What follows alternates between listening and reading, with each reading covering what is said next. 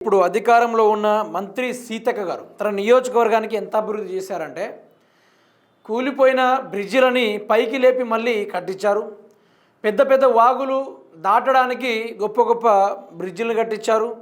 అదేవిధంగా కేబుల్ బ్రిడ్జిలు కూడా కొన్ని అవుపడ్డాయి. మన ములుగు ఆ జిల్లాలో గిరిజన ప్రజలు ఊర్లకు పోవాలంటే మినిమం ఒక 50 మీటర్స్, 100 మీటర్స్, 300 మీటర్స్, 1 కిలోమీటర్లో ఉన్న వాగుల మీద కేబుల్ బ్రిడ్జి నిర్మించారు మంత్రి సీతక్క గారు. అదే గిరిజన ప్రజలకు అధికార పార్టీ ఇచ్చిన బడ్జెట్ తోటి ఇందిరమ్మ ఇండ్లు పెద్ద పెద్ద బంగ్లాలు కట్టించారు. ఆ తర్వాత హైవే రోడ్లు బ్రహ్మాండంగా, అసలు ఎట్లా ఉందంటే మంత్రి సీతక్క గారి యొక్క నియోజకవర్గం బ్రహ్మాండంగా ఉంది, ఎవరు ఊహించిన విధంగా ఉంది. మంత్రి సీతక్క జిల్లాలో అధ్వానంగా రహదారులు 3 నెలలుగా నిలిచిపోయిన ములుగు నుండి భద్రాచలంకు వెళ్ళే ఆర్టీసీ బస్సులు పరిమితికి మించిన భారంతో ఇసుక లారీలు నడపడం వల్లే ఈ దుస్థితి అంటూ స్థానికుల ఆగ్రహం.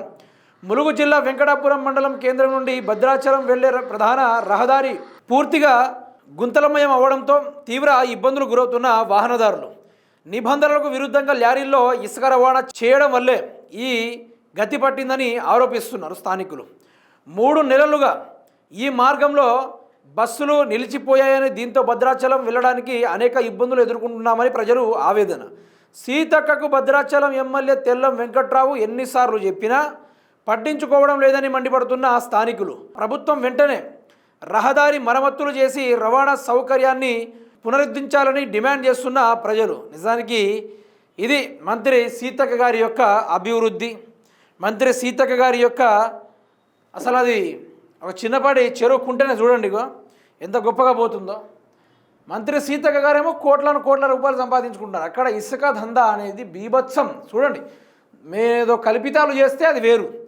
అదే లారీలు ఏ విధంగా దిగబడి ఆ రోడ్లు ఏ విధంగా ఉన్నాయి, ఆ లారీలు ఎట్లా నిలబడ్డాయి, అక్కడ ప్రజలు వెళ్ళాలంటే చాలా కష్టం. చాలా ఇక చూడండి, ఆ లారీ మొత్తం అట్లా దసకితే ఆటోల పరిస్థితి చూడండి, ఆ రోడ్ల పరిస్థితి చూడండి. ఏదైనా ఎమర్జెన్సీ అయినా కూడా ఫాస్ట్గా వెళ్ళని పరిస్థితి. ఇన్ని రోజులు మనం ఆంధ్రాలో ఉన్న గుంతల్ని చూసాం, కానీ మొదటిసారిగా తెలంగాణ రాష్ట్రంలో మంత్రి సీతక్క గారి యొక్క నియోజకవర్గంలో గుంతల్ని చూడొచ్చు. పెద్ద పెద్ద బొందలే అవి. అగో ఆ యొక్క ఏవైతే రోడ్ల ముక్కలు ఏవైతున్నాయో వాటిని తీసుకొచ్చి ఆ బొందలలో వేస్తున్న పరిస్థితి. ఇది మంత్రి సీతక్క గారు చేపట్టిన అభివృద్ధి బాటలు.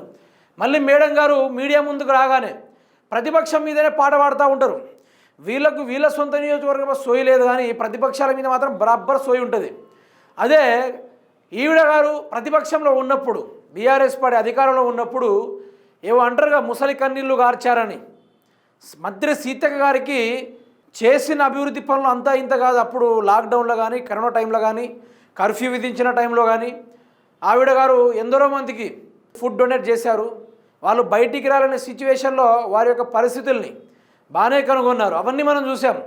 కారు కావాలనే తీసుకెళ్ళి దిగబెట్టారు. అన్ని విషయాలు చూసాం. మరి ఈరోజు మంత్రి అయి ఉండి రోడ్లు చక్కగా ఉండయి, ఒక ఊరికి పోవాలంటే ఫ్లైఓవర్ ఇలా చిన్నపాటి బ్రిడ్జిలో, మోరీలో అటువంటి ఏం కార్యక్రమాలు ఉన్నాయి.